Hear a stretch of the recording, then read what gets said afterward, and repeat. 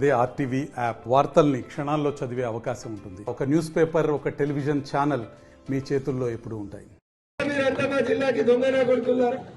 ఏదిరా 610 జీవో గిడ 100 గజాలు అవుతానుంటాడు.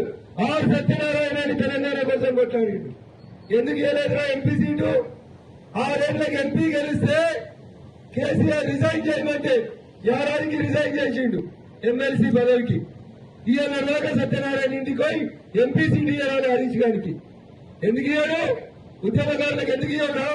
ఇలా బరాబర్ అడుగుతున్నా. ఈ జాతర అయితే కేసు పెట్టు టౌన్ లో వచ్చి చూపెడతా నీకు నా సంగతి ఏందో. ఏడున్నారు సత్యనారాయణ? వార్త పేపర్లో విలేకరుగా చేసిపోడు.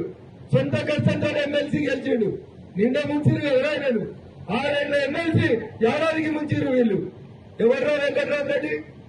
ఏ జిల్లా ఓడాడు? వాడేమో కరీంనగర్కి వెళ్ళొస్తాడు హరీష్ గారు, వీడు ప్రభాకర్ రెడ్డి గారు నిజామాబాద్కి వెళ్ళొస్తారు. ఈ ఇద్దరు దొంగలే దోచుకుంటారంటే ఇంకొన్ని కరీంనగర్కి వెళ్ళో మహబూబ్ నగర్కి వెళ్ళో తెచ్చుకుంటారు. మన ఏ జిల్లాలో మొగోళ్ళు లేరా? మా చెల్లెలు కోపానికి రావద్దు. కొట్లాడటం లేరా? ఎవరు జై తెలంగాణ అంటే కేసీఆర్ నీకు తెలియదని తను ఎవరు కొట్లాడిండో? అడ్డమైన వాళ్ళందరినీ పైసలకు అమ్ముకుంటావు టికెట్లు. ఈ సత్యనారాయణకి ఎంపీ సత్యనారాయణ ఒక బీసీ బిడ్డ, ఒక పద్మశాలి బిడ్డ. జై తెలంగాణ అని నీ జెండా పెట్టుకోలే, నీ బొమ్మ పెట్టుకోలే, గెలిచొచ్చి నీ పార్టీతో ఓడిపోయి రిజైన్ చేసి 6 ఏళ్లకెళ్ళే రోడ్ల మీద ఉంటుండే సత్యనారాయణ. వీడొచ్చి వాడు చెప్తాడు కాడిగాడు. వాడు ఏమన్నా నిన్న రఘునందన్ రావు 4 ఏళ్ల ఎమ్మెల్యే ఉన్నాడు అన్నాడు. అరే హరీష్, నేను ఎమ్మెల్యే ఉన్నది 3 ఏళ్లేరా?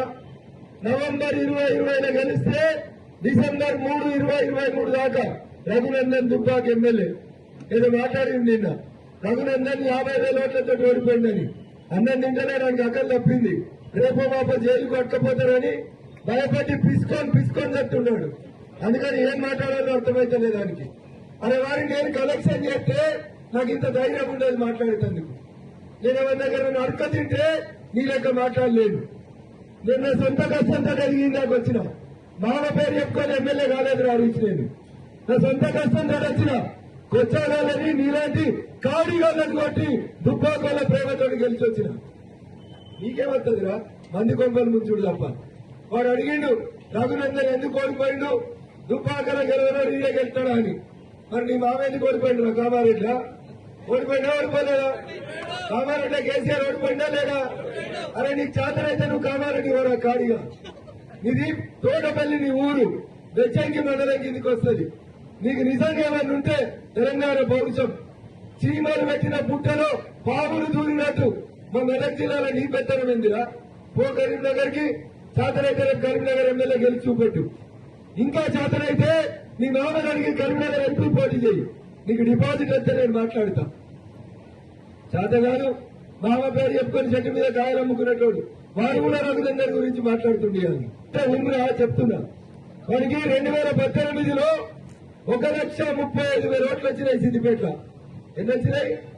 1,35,000 ఓట్లు వచ్చినాయి. వారి లెక్క వారికే చెప్పాలి కాబట్టి చెప్తా ఉన్నా.